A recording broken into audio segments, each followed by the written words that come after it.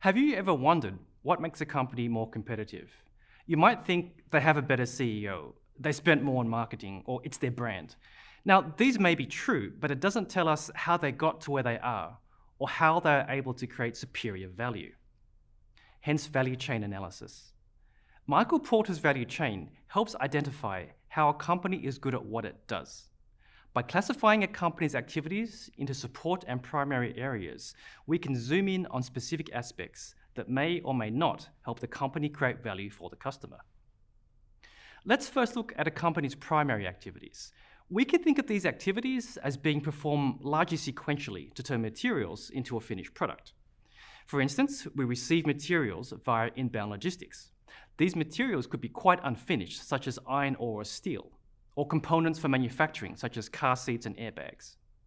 In operations, materials are combined with processes to make the finished product, which could be a vehicle or a computer. These products are sent to the customer via outbound logistics, which may include trucking to intermediate warehouses before making their way to retailers, or even residences if ordered online. Marketing and sales communicate the features of the product and are a key touch point for the company to know what customers think of both the company and the products made by the company. And finally, service includes aspects such as returns, technical support, and warranty coverage.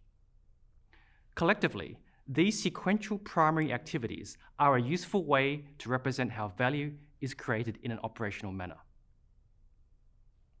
Turning to support activities, these are vital areas that can be as important or even more important than primary activities. Each support activity helps enable one or more of a company's primary activities. But importantly, support activities can often form the basis for a company's competitiveness.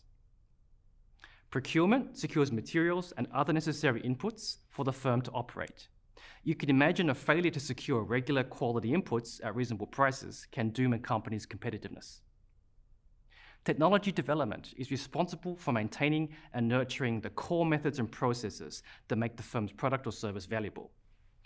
When technology-focused companies perform poorly, a lack of focus in technology development or an inability to appreciate the need to develop new technologies are often cited. Human resource management attracts and retains people in the firm. It's often argued that for most companies, the only real advantage is to have better people. And to this end, human resource management can be vital to competitiveness. Firm infrastructure covers areas of the firm essential for continued functioning, including accounting, finance, legal, public relations, and quality assurance. Some of these may be relatively unimportant to creating value. There is no need to have the best janitorial staff for most companies, for example. The value chain is an important tool in the strategy kit to take a snapshot of a company and understand how different areas interact to make a product or service. By looking at these areas first individually and then together, we can explain current and even predict future sources of competitive advantage.